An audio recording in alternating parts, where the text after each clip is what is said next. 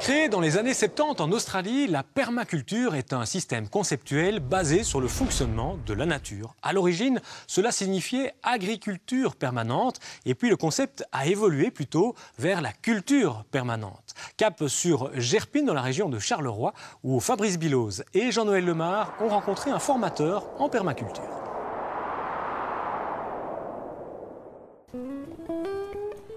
Le terme de permaculture, très en vogue aujourd'hui, signifie bien plus qu'une simple philosophie rurale. C'est aussi et surtout un mode d'action qui prend en considération la biodiversité des écosystèmes. Il y a de très nombreuses définitions de la permaculture, je vous en ai une toute simple.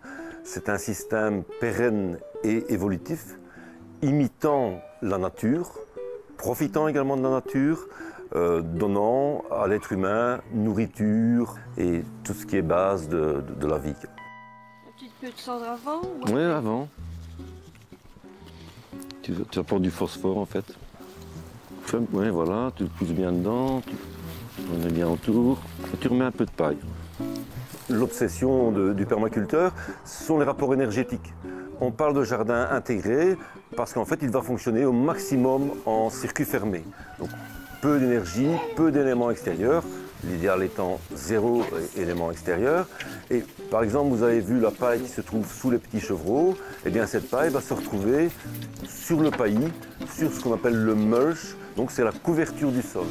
Donc, j'en reviens à ma paille qui se trouve sous les chevreaux. Donc, elle est bien imprégnée en urine. Suite au ruissellement après les grandes pluies, eh bien, ces excréments, cette urine va se retrouver au niveau du sol et être transformée par la faune présente en éléments directement assimilables par les plantes. Cette technique de paillage présente encore d'autres avantages. Citons par exemple une réduction de l'évaporation des sols, l'absence de mauvaises herbes et une limitation de l'érosion. Autant de facteurs qui permettent aux légumes de se développer de façon harmonieuse, quels que soient les aléas climatiques. Le jardin est extrêmement triste pour le moment, évidemment. C'est vraiment la saison la plus morte. Il va seulement commencer maintenant à y avoir quelques légumes vivaces qui vont commencer à sortir des mulches. On va regarder où ils en sont plus loin, où je sais qu'il y en a. Maintenant, il y a des choses qui sont... Ça, c'est de la ciboulette.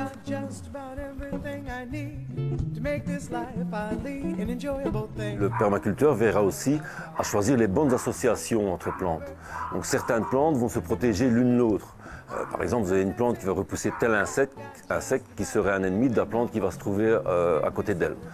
Il faut faire aussi attention, il y a aussi des plantes qui, mises en concurrence l'une près de l'autre, vont inhiber la croissance l'une de l'autre. Donc ce n'est pas l'objectif.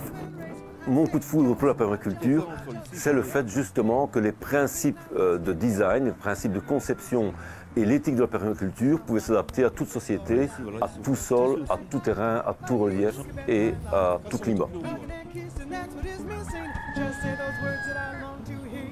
Ici, ce sont les choux de Daubenton, qui est vraiment ma plante fétiche. Ce sont des choux extraordinaires. Mais n'importe quelle tige que je vais couper du chou, que je vais répiquer dans la terre, va donner un nouveau chou. Je vais en repiquer un, voilà. Eh bien, quand tu viens au prochain jour de formation, tu verras qu'il sera déjà un peu parti, il sera déjà un peu vert comme ça. Et d'ici un mois, on a déjà un petit chou. Des sols paillés sans intrants chimiques et des cultures associées permettent des rendements de production intéressants. Marie-France, qui suit la formation en permaculture, semble séduite. Je ne crois pas que ce soit un jardin de fainéants, mais je crois que c'est surtout un jardin qui vit par lui-même. Ici, ce sera beaucoup plus sain parce que je suis tout à fait contre tous les produits chimiques. Il n'est pas question que ce soit sur mes légumes. Ce que je pourrais ajouter, c'est que la permaculture, adaptée aussi bien au milieu agricole qu'au jardin particulier, on est juste après la COP21, et bien cette permaculture, elle permet de créer des pièges énormes à carbone. Donc je pense que plutôt que des solutions très très coûteuses, on pourrait commencer par la base, revenir à une agriculture pérenne et piégeant le carbone.